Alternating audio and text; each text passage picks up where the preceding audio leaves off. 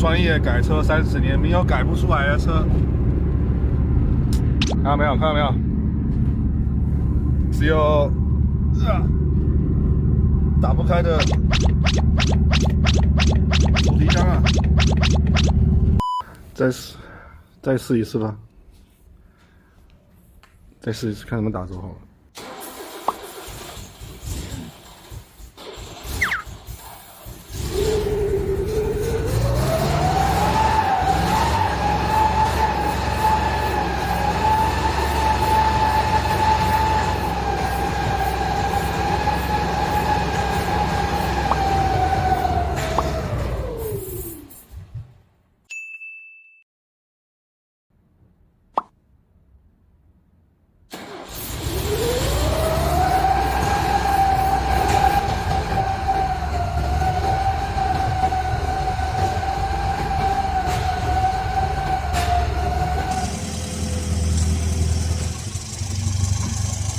好，所以跟大家介绍一下，这个就大概就是平兹高尔，对吧？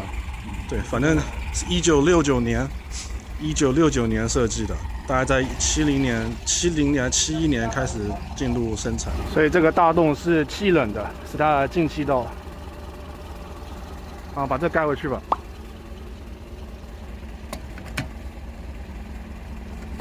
给大家看看这个内饰，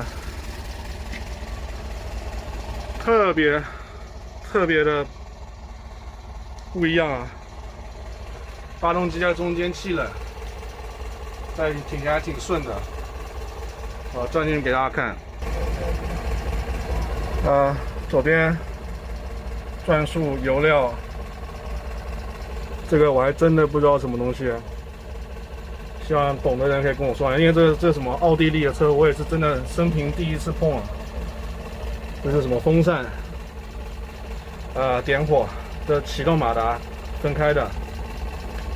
我们看这个差速器、档位的手刹，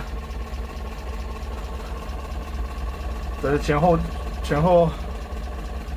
传动切换，后锁、前桥锁3把。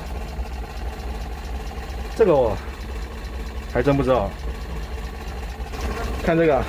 大风扇跟那个金龟车的一样，这气冷版的，这不是柴油版的，前期是气冷的。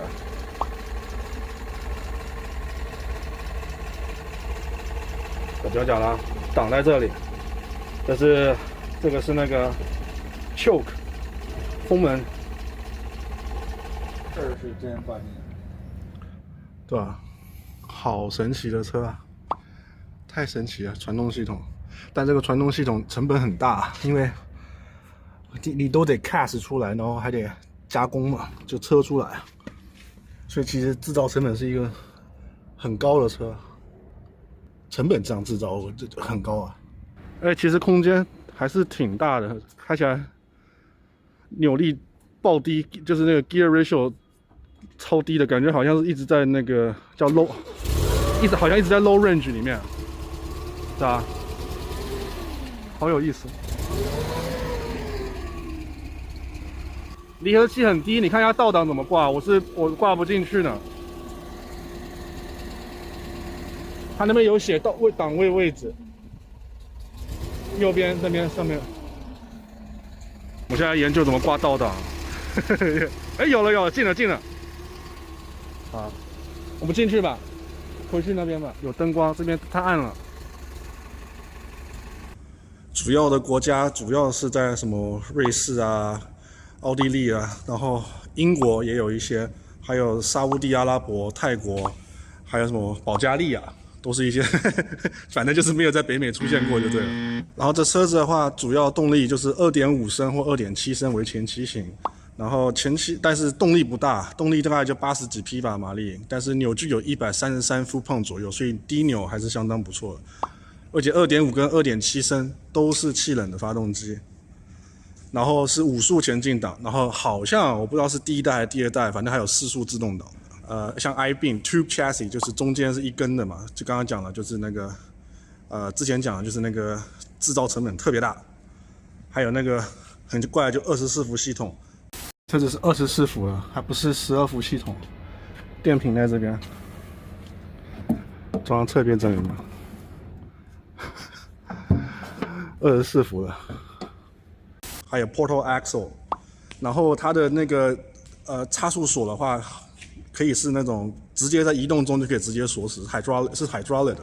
然后后面设计嘛，就当然是运兵车嘛。除了运兵车之外，还有一个很大的功能，当救护车使用。这个担架上就是很好使，在可能战地上的话，听啊，那这个车如果加满油可以跑多远？能跑400公里吧？到400，那还好，不是特别远。那极速嘞？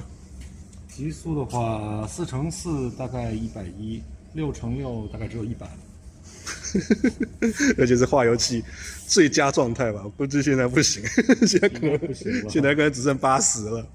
还要跟大家说一下关于那个 Tube Chassis， 这个有个很大的 benefit， 超级好的优点就是它的重心非常低，而且很接近中心又接近地面，所以在越野性能通过性上会非常稳啊。这个估计可能要斜，这个斜很多吧，Tim，估计不会倒。现在悬挂的这个拉的。对啊，估计这车子估计可以走很斜的路都不会翻的，因为重心全部在中间，而且发动机也在中间，配重特别好就对了，而且产量很低哦，产量好像啊，我不确定啊，我不说第2型的，就是前7型这一代的话，产量好像全世界也就只有1万多台，18000多台吧，好像。烧的有点浓啊。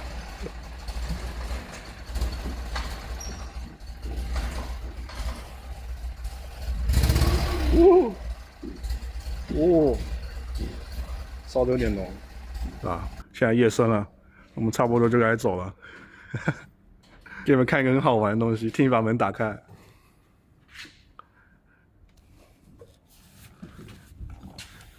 看到那个，这是玻璃的锁，你看啊，